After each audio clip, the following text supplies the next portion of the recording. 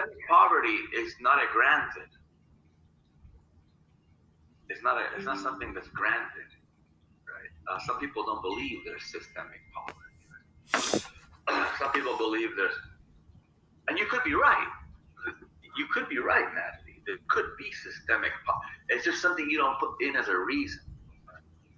Don't forget, this goes to all of you. Your reasons, your thesis can be there is systemic poverty. Great. Your thesis can be there is systemic racism. Perfect. Love it. Beautiful. It can't be a reason. You cannot put systemic poverty as a reason. A lot of people are going to say, how do you know there's systemic poverty? A lot of people are going to say, hey, if you're poor, it's your fault. Get a job. Have we heard this before? Yeah, blame the system, you lazy person. Right? Blame the system, you lazy person. We all know we've heard this before. So you have to make believe you're writing to, as I said to, I think to Natalie in my email, make believe you're writing to a Japanese immigrant who just got here. Let me repeat that. When you're writing your paper, make believe you're writing to someone who has no idea what you're talking about. Never heard the term systemic poverty or systemic racism. Your reasons have to be widely accepted. You could say, you could put in your thesis, there is systemic, hey, Japanese person who just got here, listen, there's systemic racism in this country. Really? What are your 3 reasons? That's fine. But the 3 reasons you give the Japanese immigrant who just got here, who doesn't know anything about the culture here, the 3 reasons are reasons that he or she must understand and accept. That's what is meant by widely acceptable. Suppose I say,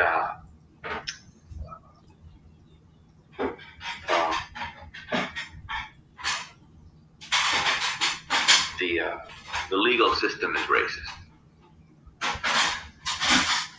The legal system is racist. Could that be a thesis? Could that be something I fight for and try to prove? Of course. It cannot be a reason. A lot of people are going to say, hey, the legal system is not racist. Right? There may be some racist in it, but systematically it's not racist. Be careful. Your reasons have to be widely acceptable.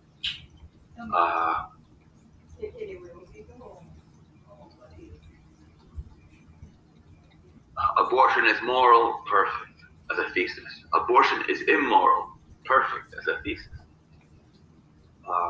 Not as reasons. Your reasons have to be widely acceptable. Your reasons, when you write down a reason, the reason has to be acceptable to Genghis Khan, right? Napoleon Bonaparte, a warrior, a feminist, a white person, a black person, a conservative person, a liberal. That's what your reason is supposed. Your reason is supposed to get approval from everyone. Not everyone, 100%, but 90%. You might say, well, I'm a liberal. Oh, well, I'm a conservative. Too bad. You're not writing just to your conservative buddies. You're not writing just to your liberal buddies. Who else am I? Let me see. Yeah, so read the announcement section. I'll be coughing and throwing up all over myself today. Free of charge. Regarding your grades, when you take your final exam, Natalie, any other questions? I see your hand is up, or that was it? Okay. I forgot to lower it. I'm sorry. You don't need to apologize.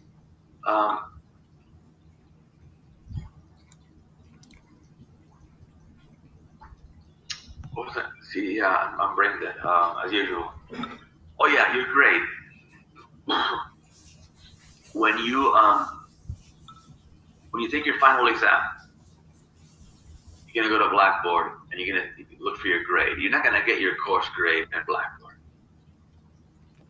And if you email me, I'm not gonna answer because I'll still be looking at papers.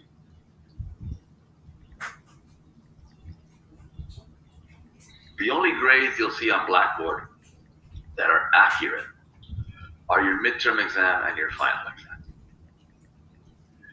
You're not gonna get your course grade on Blackboard, and you might not get your paper grade on Blackboard because I think I'm gonna have an assistant this time.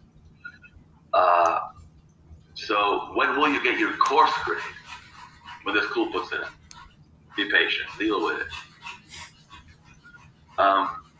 Once again, you're not graded for attendance.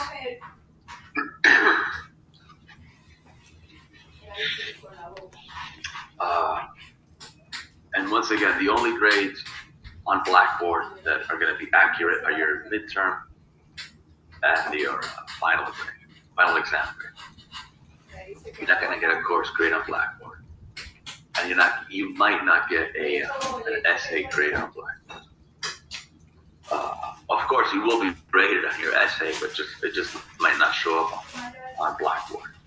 If you want to discuss your essay with me after the course is over, a week after the course is over, because I'll be grading still, we can. Of course, we can. We can meet. Let's see. Okay, good. Are there any questions? Complaints, criticisms? No? Okay, so we were talking about torture last time in the case of utilitarianism. Murder in the case of the fat man, right? And then abortion. That's why I have no friends. I have no friends. Think of this, consider what I talk about. Murdering a fat man, torturing somebody, and now abortion. Who wants to hang out with me? That's why I have no friends. Very sad. I weep. Abortion. There we go. Okay, good. And of course, no one likes. People could be in favor of a woman's right to have an abortion, but no one likes an abortion. And it's not a Thanksgiving dinner topic, right? It's unpleasant. Like war.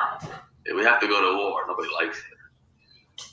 No one's really for abortion. They're for a woman's right to choose, which is different.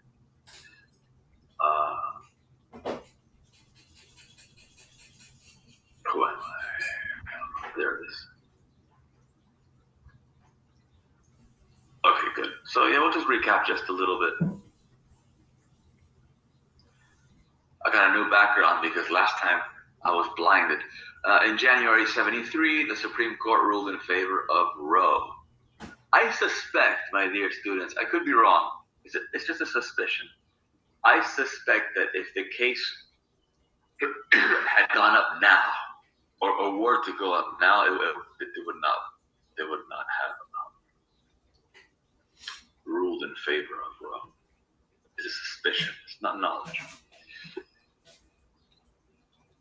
Let me see. Right. So in January 73, the Supreme Court ruled in favor of Roe, allowing women to have an abortion all over the country. And I think it's in the first trimester. After that, it's up to the states. Right. So if you're in Delaware or Florida or Alabama or Alaska or wherever,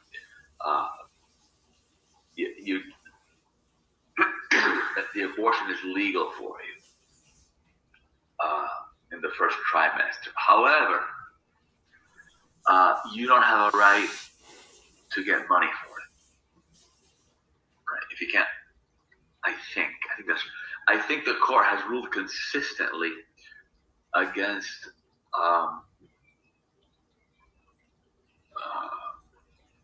a person's right to get financial assistance to have an abortion.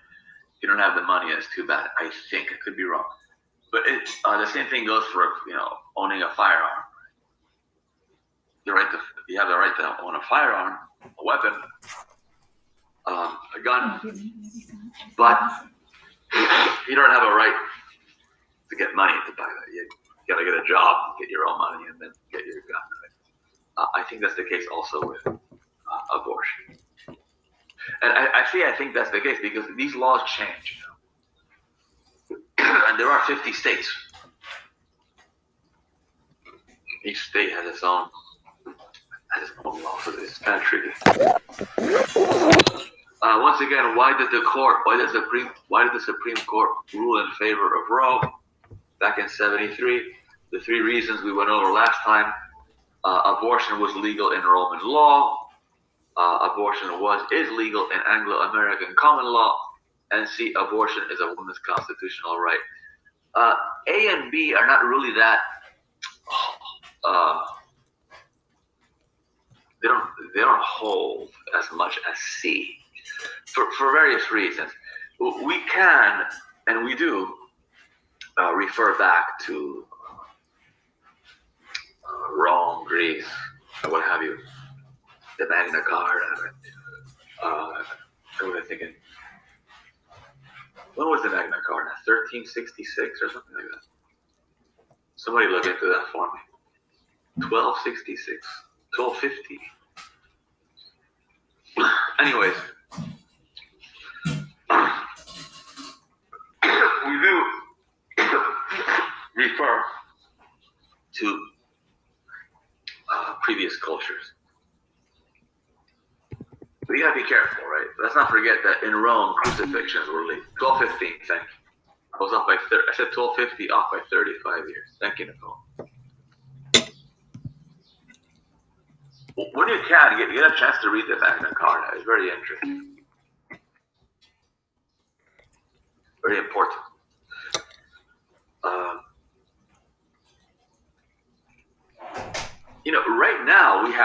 Right now is the best period in human history. I don't know if people know this. You're living in the best period in human history. We're free, relatively. I mean, we're not as free as we would like. But you should have seen what it was like before. Anyways, right. So abortion was legal in Roman law, so it should be legal now. Well, maybe. Don't forget the Romans were crucifying people. That was legal too. So they're not really the standard of morality. So you got to take it with a grain of salt, right? When you go back to the past and say, well, the Greeks said this or the Romans said this.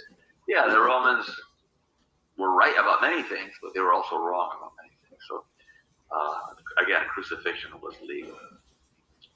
Abortion is legal in Anglo-American common law. That's true, but in Anglo-American common law, black people were also not considered to be human, right? Or maybe 3/5 or 4/5 human, or something, not fully human. So, yeah, we can go back and learn from the past, sure. But the people in the past didn't know. The people from the past didn't get everything right. So maybe they got something else wrong. Right? So the best reason to go by here is the Constitution. This is an independent country, I think, and it's supposed to be anyways. And it has its own laws. And the supreme law of the land is the Constitution. So that's what has the most. That would be what has the most weight here. Once again, where is the woman's constitutional right to an abortion in the Constitution? Supposedly in two places. Supposedly, The Ninth Amendment, we went over this last time. The Ninth Amendment basically says, look, the Bill of Rights is incomplete just because we didn't specify a particular right of yours. Doesn't mean that you don't have it. Right? By the way, let me ask you a question. According to the Constitution, where do these rights come from?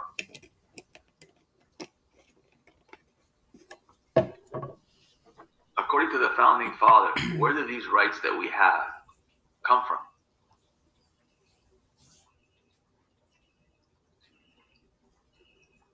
Does the government give us these rights?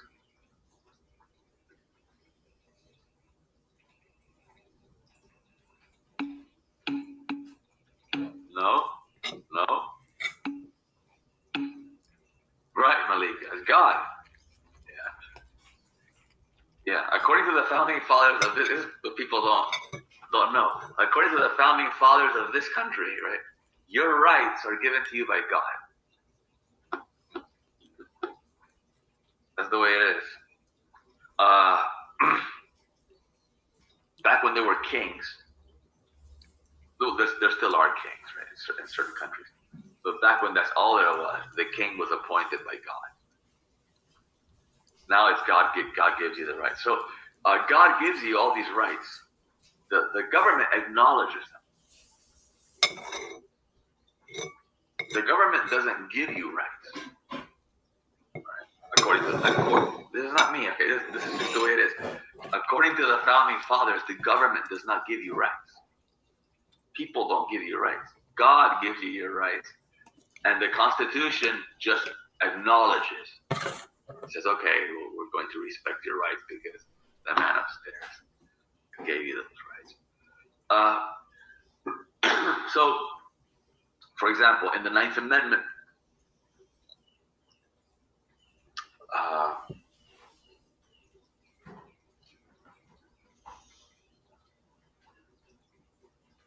according to the Ninth Amendment, you may have a right, even though it's not specifically articulated. For example, the right to privacy. The right to privacy. Who gives you the right to privacy? God. Anyways, because don't forget that even though the Founding Fathers were influenced by John Locke, all of them.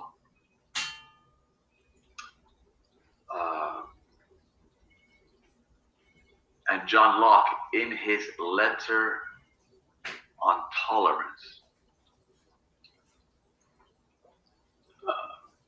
argues in favor of separation of church and state. He's not arguing in favor of separation of state and God. Church is not God. It's two different things.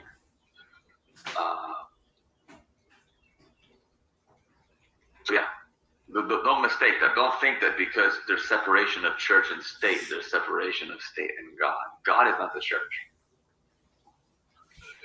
Okay, anyways, in other words, according to the Ninth Amendment, the Bill of Rights is incomplete.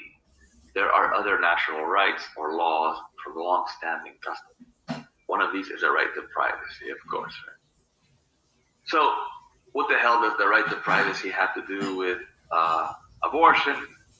How does the Ninth Amendment make abortion legal? We went over this last time. And essentially, there should be an arrow there. I don't know what happened. The right to privacy, arrow. The right to an abortion.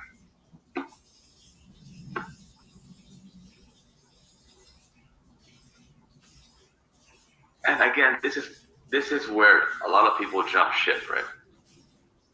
Even pro-choice proponents just don't see it.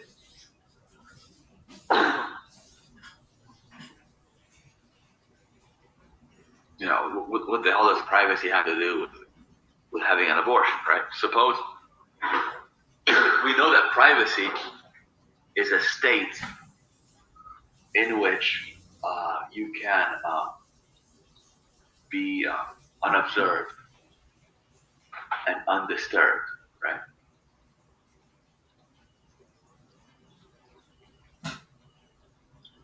But does that mean that you can do anything in while you're in private? Suppose I say, okay, I have a right to privacy, so I'm going to get me some privacy. Well, what are you going to do, Professor? What are you going to do while you're in the state of privacy? And I say, oh well, I'm going to watch child pornography. That's what I do. Or I'm going to watch a snuff movie. It's one of those movies in which real people are really tortured and people pay to watch them because they're sick, right? Just because you have a right to be private, just because you have a right to privacy doesn't mean that watching child pornography is moral, right? I don't think so. Just because you have a right to privacy, it doesn't mean that watching snuff movies, watching people get tortured for the fun of it and enjoying it, is moral.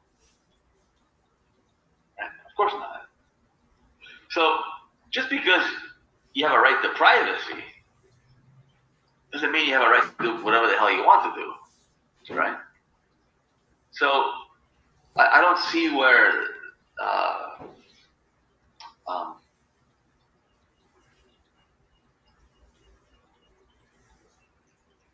I don't see how being in private or being in public or whatever, being in any of these states has anything to do. I don't see how being in any of these states sanctions or renders moral whatever it is that you're doing. I think it's irrelevant. Could be wrong. Usually I am. But it's true. I mean, think about it. Oh, she has a right she has a right to privacy. Okay, therefore she has a right to an abortion. Am I missing something here? Oh, he has a right to privacy. So he has a right to watch child pornography. Am I missing something? I mean, so we can do anything when we're in private? No, you can't do anything. You can do certain things and not other things. Okay, then why can you do some things and why? It has nothing to do with being private or being in public. The same thing, they also invoke, the Supreme Court invokes the 14th Amendment.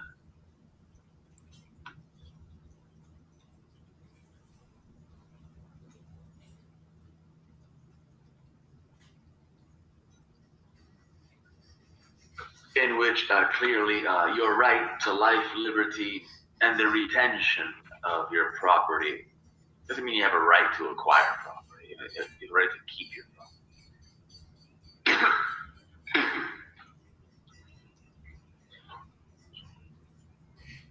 In the 14th Amendment, you have the right to liberty.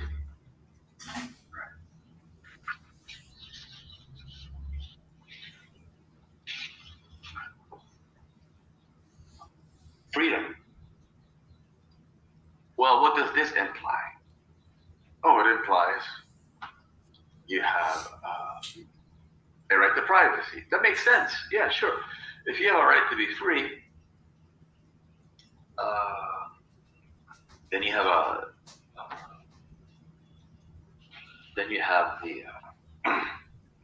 the right to be undisturbed, unobserved, in your room playing video games or something. That's fine. Your right to privacy. That clearly is. I'm sorry. That reasonably is implicit in this 14th Amendment. But once again, they're going to say that because a woman has a right to privacy, she has a right to an abortion, which again makes some of us scratch our heads. How does the 14th Amendment make abortion legal? We can all agree that the right to privacy is in the Constitution, even though it is not explicit. Sure, maybe the 9th Amendment renders it possible. Maybe the 14th Amendment implies it, that's fine.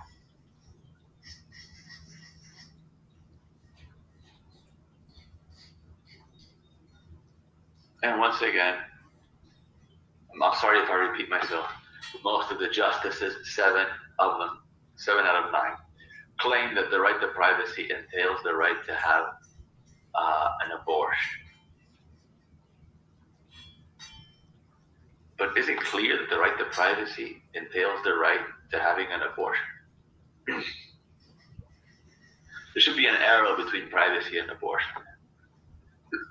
Is it clear that the right to privacy entails the right to having an abortion? Now don't forget, ladies and gentlemen, I'm not here to influence anyone. A good instructor doesn't want to influence anyone. But, and if you agree with me or disagree with me, I couldn't care less, to be honest with you. But how many of you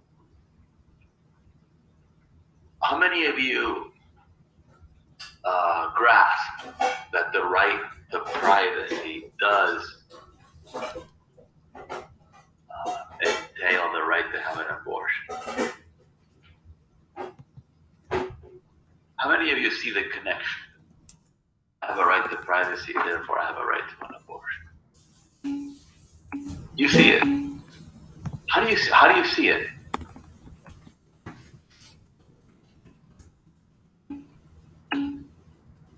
How?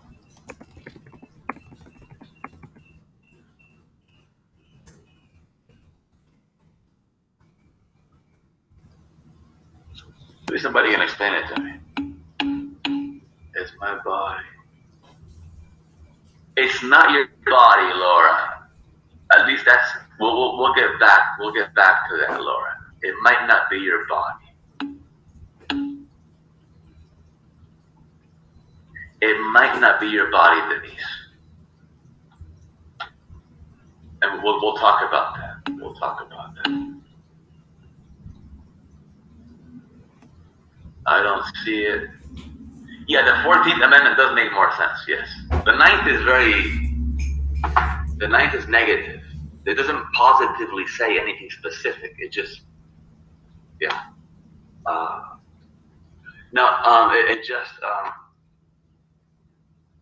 It just states that certain things are possible, just possible. But I do like what you said. Even though it's problematic, it's my body, right? But if it's your body, you can do it in public too, right?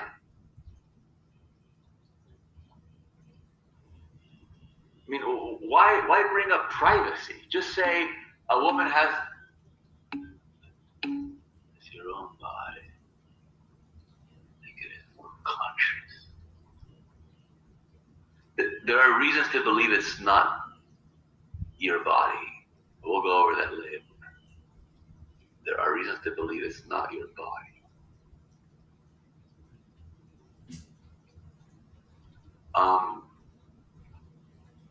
But okay, suppose I'm pro-choice. Suppose I'm pro-choice, and someone says, "Why are you pro-choice?" I'll say, "I think they bring up right there the fact that it's no one else's business." Yeah, but they don't say it like that. They don't say it like that. They say that the Supreme Court says that privacy involves the right not to be distressed.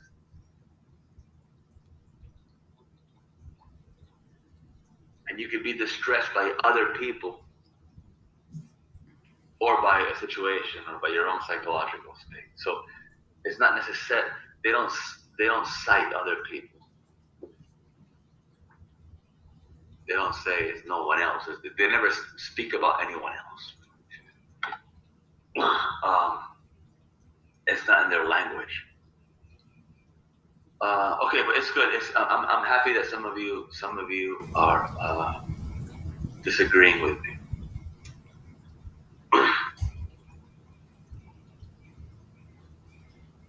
And by the way, I don't have a position on pro-life or pro-choice. Trust me, I don't. I just don't understand what the Supreme Court did. You know, you could agree with your friend. Your friend says we should make a lot of money, right?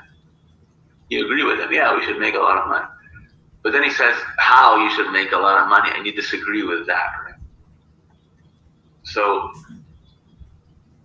yeah, bear that in mind. Just because I disagree with the way in which someone is doing something doesn't mean that I disagree with their goal.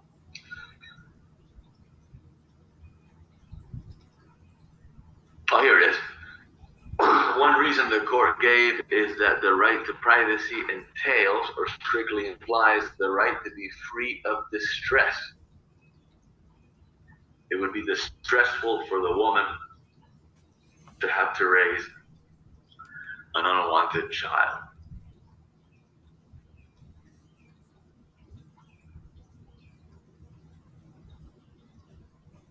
So I mentioned this briefly a minute ago.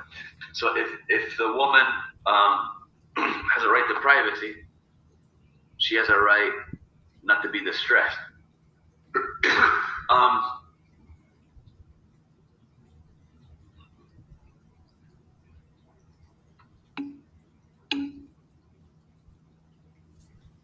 There you go. Yeah, you see. Yeah. So okay. So then yeah.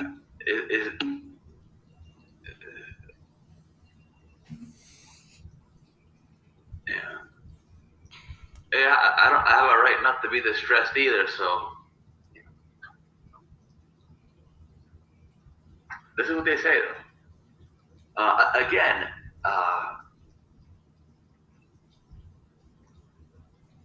it doesn't really win a lot of people over.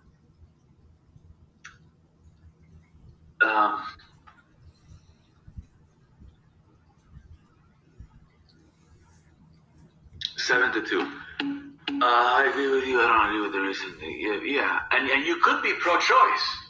Listen, you could be pro-choice and still say, I don't understand this. They could have made it much easier. For example, not only raising it, but about psychological. Yeah, those are 9 long months. Those are 9 long months. Yeah.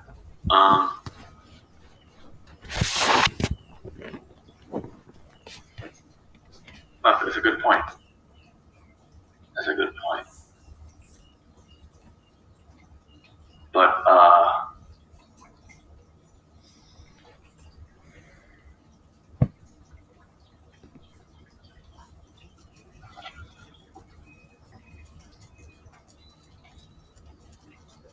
you would have to argue that the right. You would have to argue that the right to be undistressed outweighs.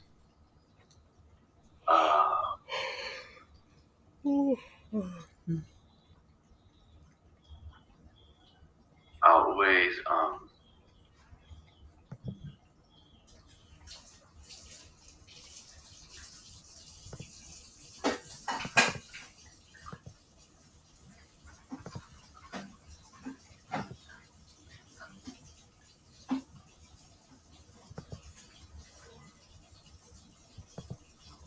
the importance of the thing over which there is distress.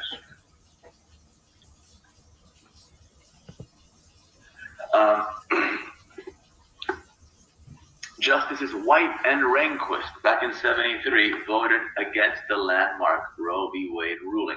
A lot of you might be thinking, this instructor just doesn't understand. this instructor, Marcella, he just doesn't get it. He's just too thick-headed. I am thick-headed, that's true, but it's not only your instructor.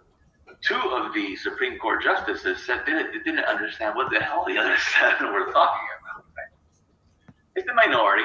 It's only 2 out of 7. It's true, but they were Supreme Court justices, right? Justices White and Rehnquist voted against the landmark Roe v. Wade ruling.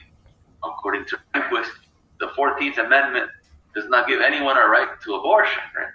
For them, it's not really in the Constitution. It's a stretch. Right? They're reaching. People who say that people say that the right to an abortion is in the Constitution, according to someone like Rehnquist, are reaching. The other one was Byron White, also Supreme Court Justice. And Byron White, not only you're confused and thick-headed instructor, the Supreme Court Justice Byron White wrote, "I find nothing in the language or history of the Constitution to support the court's judgment." He's not saying, well, they came close, but they failed. He says he doesn't see anything. He doesn't understand anything. Right? So this goes to show why there's so much division in the this goes to show this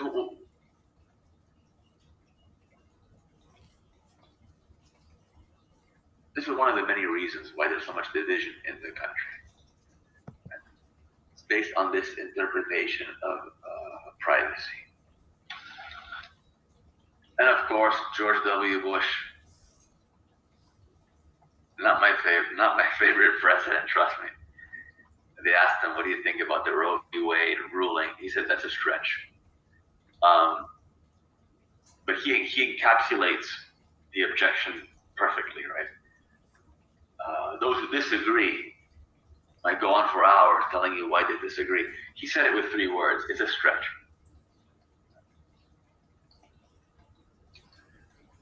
Once again, any questions, complaints, criticisms, invectives, insults, disagreements?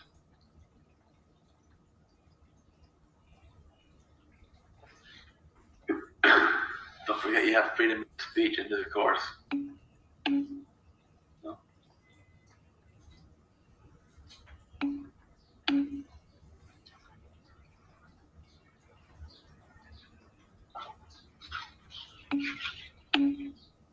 Let me know.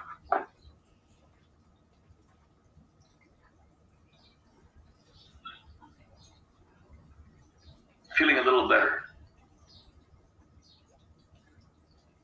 I think that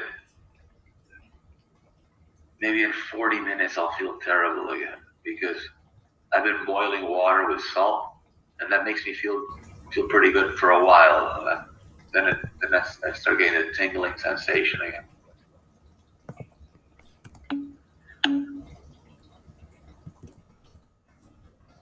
Okay, thank you, Megan. Is it Megan or Megan? It's really? Megan. It's Megan. Megan. When I lived in Colorado, I knew lots of girls called Megan, but some of them said, no, it's Megan. And actually, it honestly doesn't bother me. I had a teacher calling me Megan all semester. I don't even care. Yeah. You should hear what my students call me. It's not good. It's not good. Something else that the pro-choice camp says: historically, the courts do not consider the fetus a person. This is true. If you look at the history of all those cases in which, for example, a woman was murdered and also her fetus,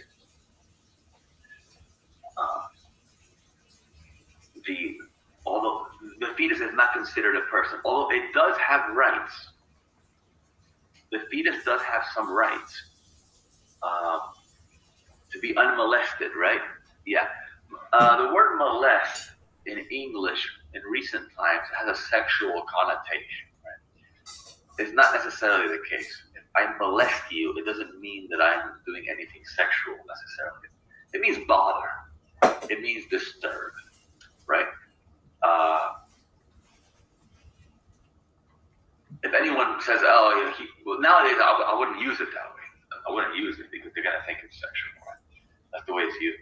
But yeah, if you read the English from 150 years ago and you see the word molest, it doesn't have a sexual meaning necessarily. It means to disturb, or perturb. Spanish, molestar, that's right. Molestando, right? No molestes, right? So,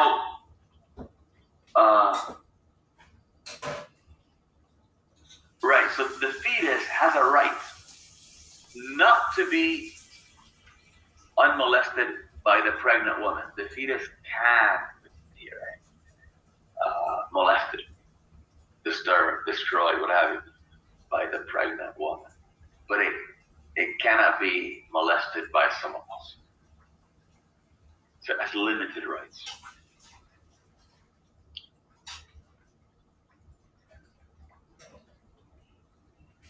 Notice the word person there. It's very important.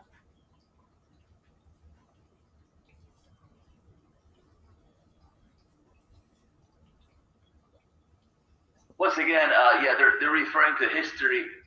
Look, historically, the fetus was not considered a person. That's okay, but you can also refute and say, well, neither were black people. Historically. Neither were women. Right? Women were considered by many, by the vast majority of Greeks. Sorry. By the vast majority of Greeks, women were not considered completely human, right? So you gotta take it with a grain of salt. Hey, 100 years ago, the fetus wasn't considered a person. Yeah, well, okay, 200 years ago, the fetus wasn't considered a person. Yeah, well, 200 years ago, slavery was legal. So, notice the word person. It's a very important word. Very important word. And you should remember this word whenever you get into the abortion debate with someone.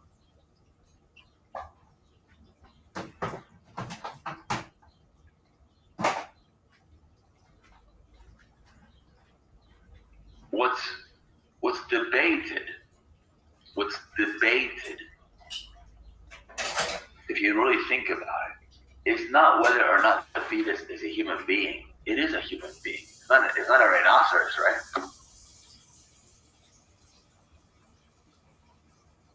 The fetus is a human being, no matter how you look at it. Just like a hair is a human being, a finger is a human entity. The fetus is human. It's not a zebra. The fetus we're talking about is human, right? And it is alive. The question is it a person or not? That's the question.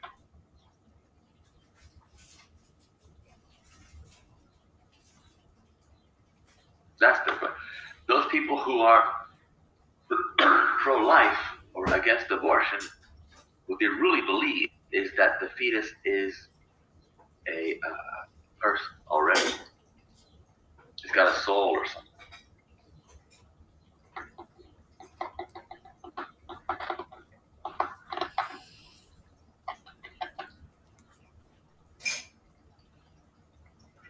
And those who are pro-choice must grant that it's human. Right? Of course it's human. And of course it's alive, right? Otherwise, why perform an abortion? It's dead already, right? No. You perform an abortion to kill it, right?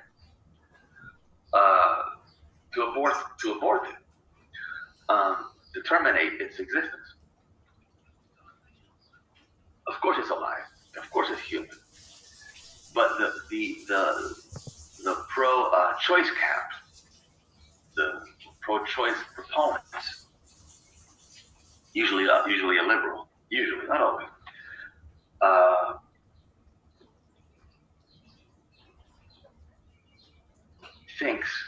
typically thinks that abortion is morally allowed or sanctioned or justified on the grounds that this human life is not a person yet. You see the difference? There's a difference there. Of course, the fetus is human. Excuse me. Of course, the fetus, I need brandy or something. Of course, the fetus is alive, but where the different camps different is it a person? If it's a person, then do not abort. It's immoral. If it's not a person, then go ahead. Do you see the difference, ladies and gentlemen?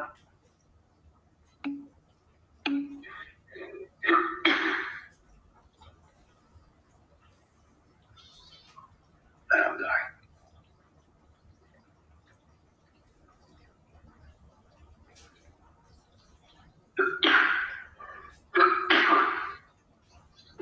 It's a dry cough, though. That's good. It's not getting better.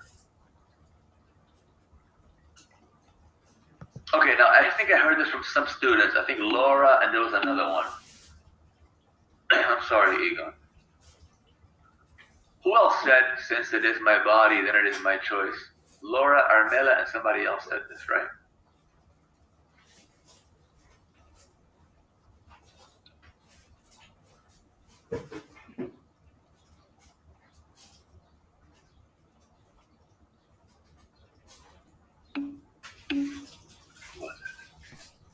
There was somebody else, though.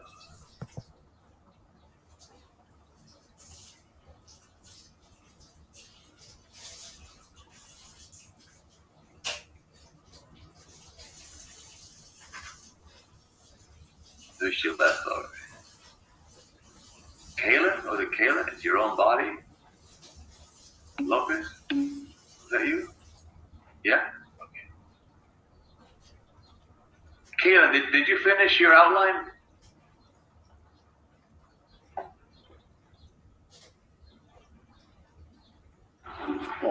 Yeah. Okay.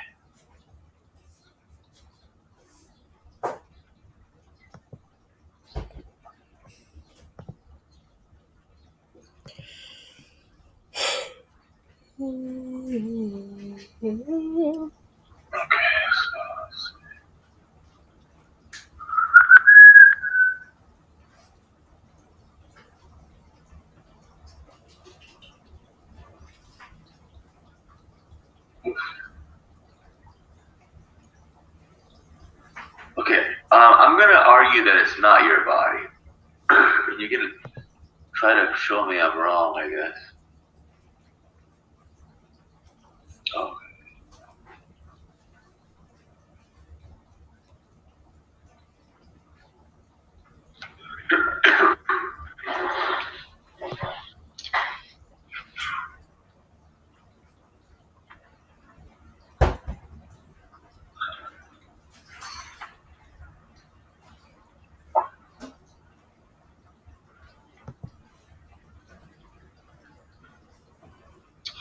And this is when the logic that I taught you comes together with ethics.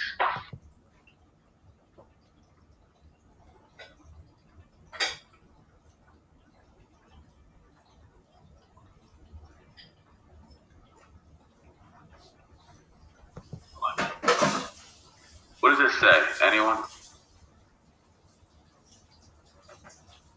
What does that say?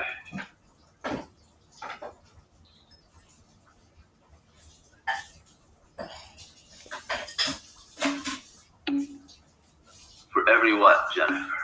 You're close. For all, okay, but for every what or for all what? For every all? For all? For all x's, good mate. For all x's or for every x, right? If x is a part of your body,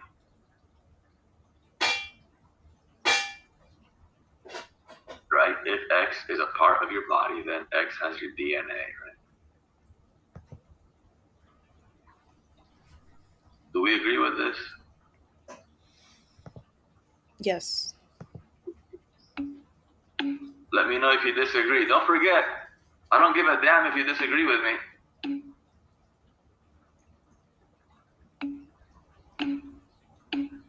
Yeah.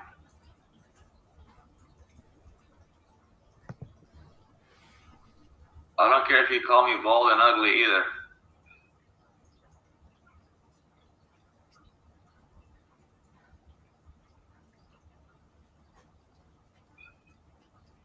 Okay, so for every x, if x is a part of your body, then x has your DNA. Therefore, if the fetus is a part of your body,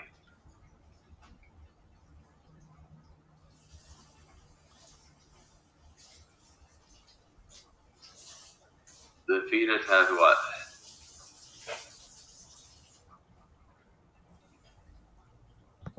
It has your DNA.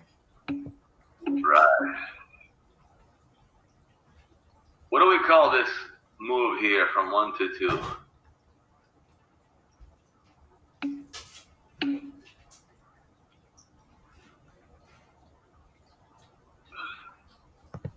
Modus ponens? No? Very good, Denise. Very good, Gabriela. Señora? Gabriela and Denise finally got something right. Gabriela and Denise finally got something right. And they're only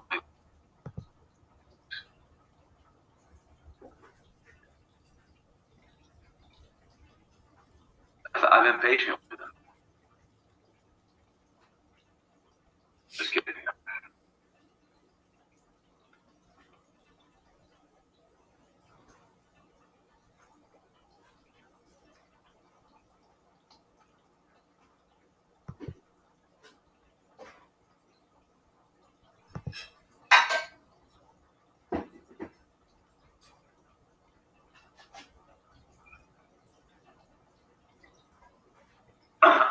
I hope you can hear me. I think I was disconnected there for a while. Line 1 says for every x, if x is a part of your body, then x has your DNA, right? So suppose, you chop your finger off by accident, oh no, and they find it somewhere in a field.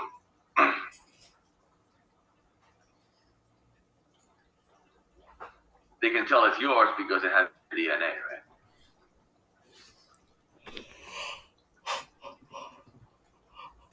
So if the fetus, line 2, is a part of your body, then the fetus has your DNA. Now, does the fetus have your DNA, yes or no?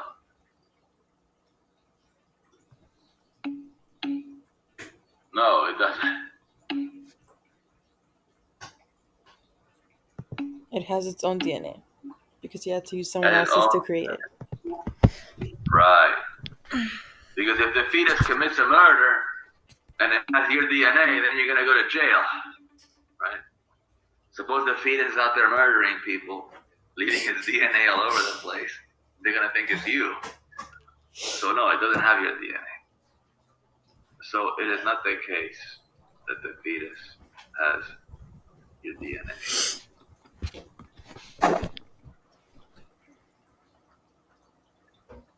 Maybe a part of it, a part of yours, a part of the other progenitor.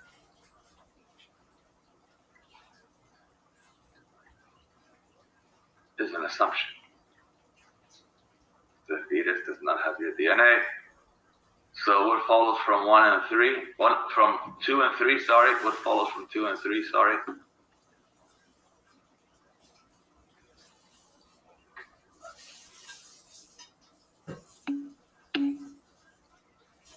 Well, that's the rule you use, but what follows if we apply that rule, Jennifer?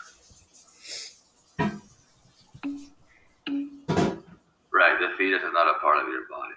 So that's the problem with saying that the fetus is a part of your body. People are going to tell you, no, it's not a part of your body, because parts of your body have your DNA, and the fetus is its own,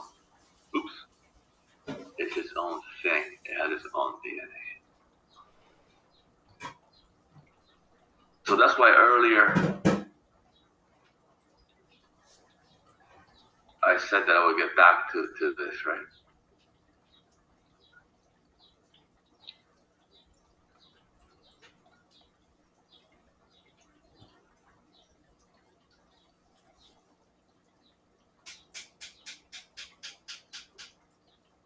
And this is why I think that it's not a good idea to say it's a part of my body or it's my body.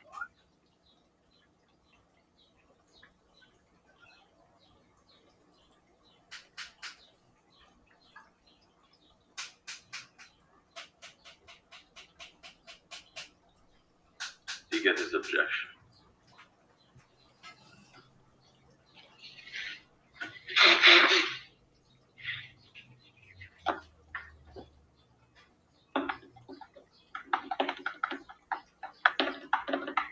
Again, if the fetus were a part of your body, it would have your DNA. If it had your DNA, then 20 years down the line, right, when it commits a murder, they would think you did it and you would go to prison. Any questions, complaints?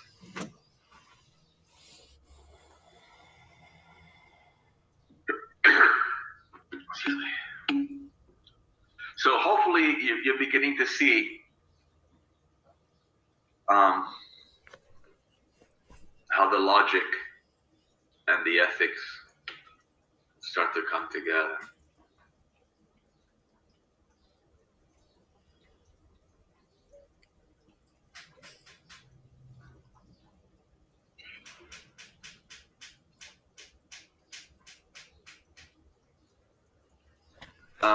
And again, those of you who claimed, I think it was Laura and Kaylin, those of you who claimed that the fetus is a part of your body. Can you please read the examples? You mean the, I'll put it in the chat section.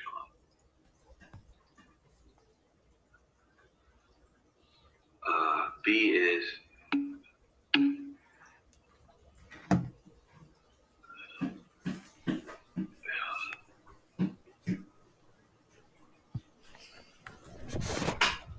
okay, so B is for Natalia.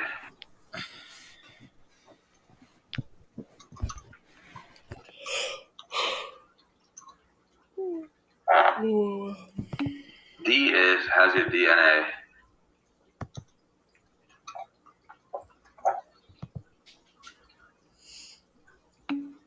Lord, oops. Why is there a happy face? Can I delete that?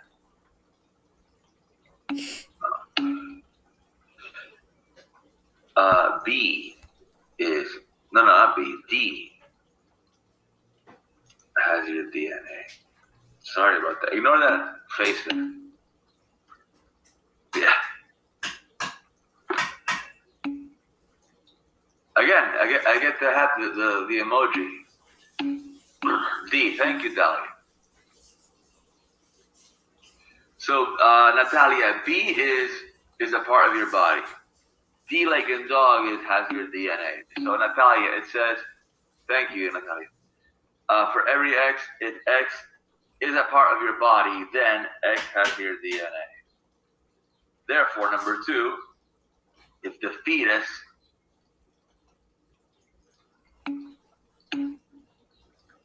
F is fetus.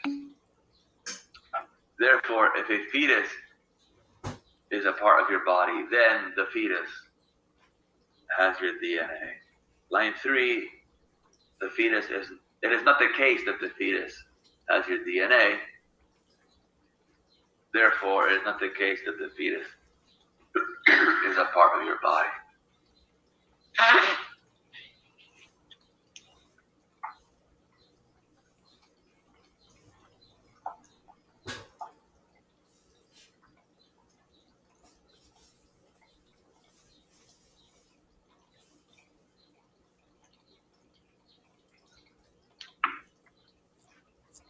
Now, those of you, I think it was Laura and Kaylin, those of you who still want to argue that the fetus is a part of your body, let me know why.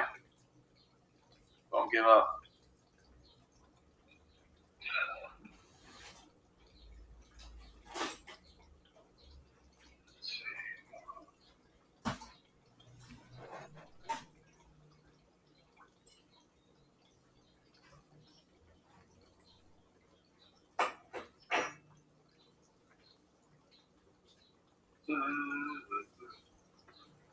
Okay, back to the.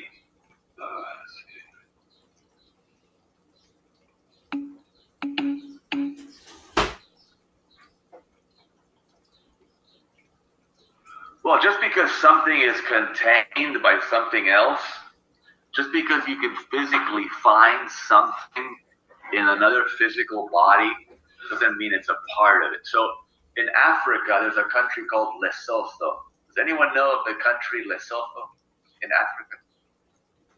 Ever heard of it? Lesotho is a country that's independent, but it's inside the country of South Africa. It's weird, right? So imagine in the middle of the United States, we have some independent country or something. It's very rare. So you could have an independent country, and there's 3: San Marino, the Vatican City, and Lesotho in Africa. There are countries that are independent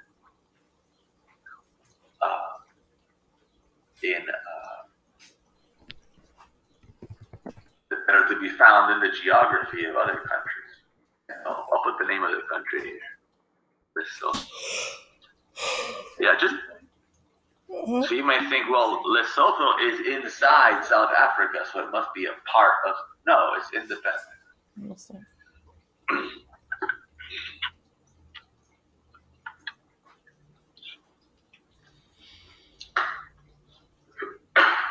Now,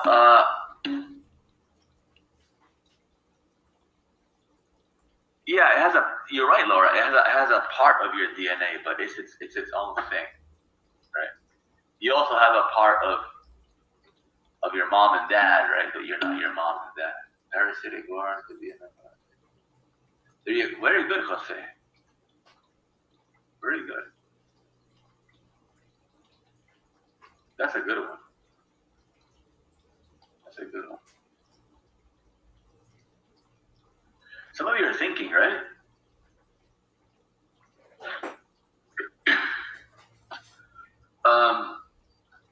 Okay, precisely when can a woman? Well, Laura, don't just if you really believe it, that's good, but don't just agree with me. Precisely when can a woman have an? I think the logic is there. The logic is there for it. Right? There is a good argument.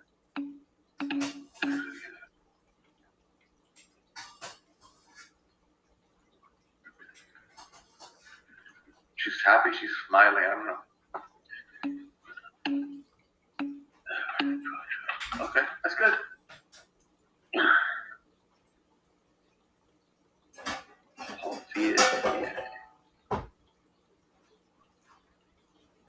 Damn, the DNA right here.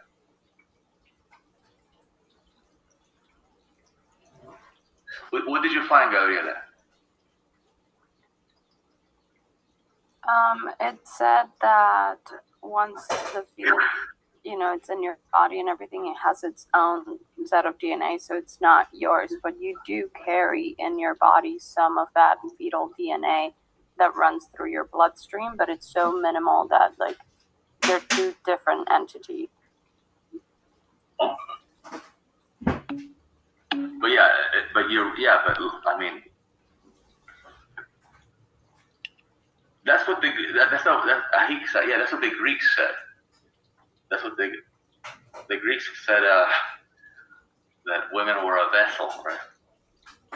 I don't know if that's true or not, but you reminded me of that. I think a woman is more than a vessel, but yeah, I see what you're trying to say.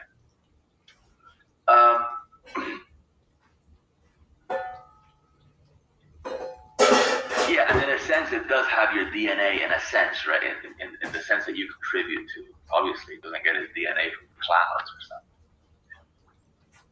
That's, of course. Precisely, it turns out all pregnant women carry some fetal.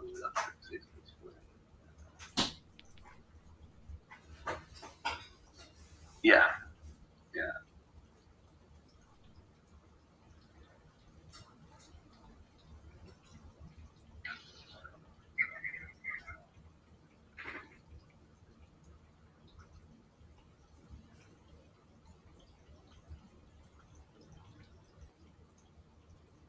Oh, and it comes from the fetus.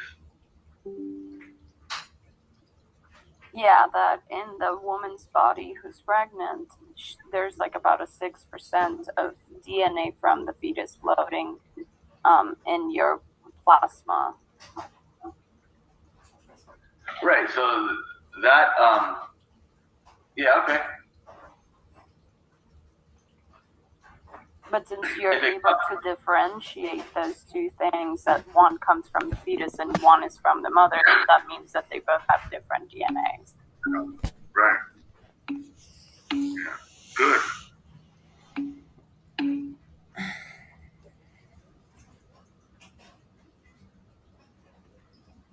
I don't know, Kaylin. That's a good question, Kaylin.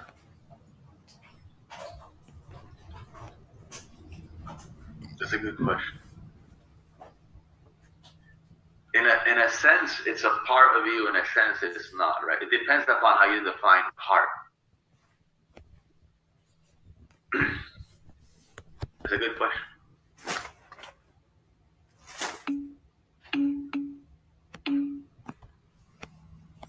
Oh, the tumor has your DNA. Okay.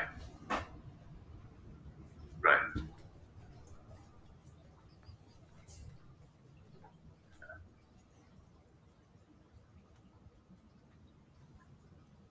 Good. Okay, so moving on. Precisely when can a woman? Very good, Laura. A tumor has you like that. Precisely when can a woman have an abortion?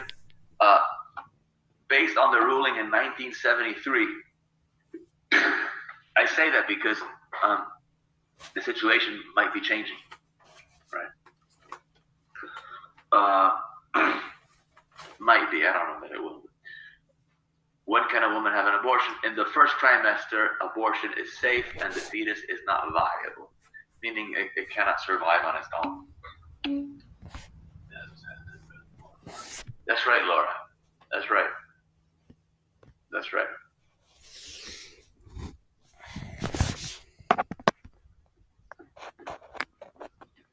Very good. So the Supreme Court allows abortions in the first trimester. Afterwards, it's up to the states. There are 9 states that allow abortion at any stage. So, you're due tomorrow or something. Well, you can get the abortion tonight.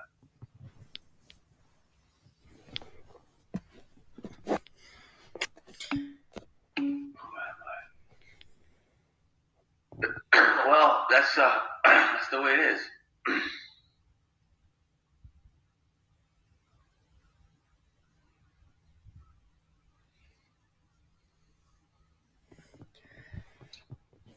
What did I do?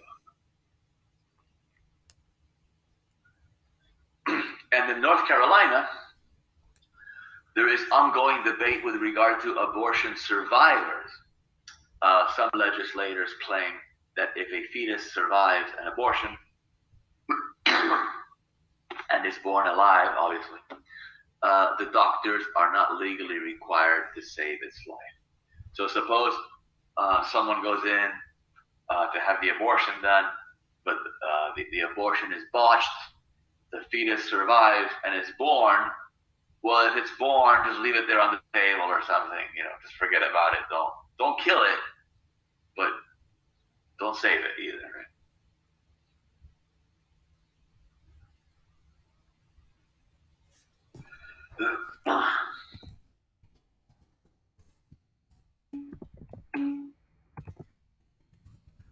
Well, that's just. I don't want to give you my ideas. They're not required, but they can if they want to, right? Right. Pretty good, Nicole. They can if they want to, if they feel like it. Okay, let's take a break. I'll see you in 20 minutes. I'm really happy with the comments and the participation. Somewhat happy. I'll see you in 20 minutes. I'm very sick. Did I tell you that already?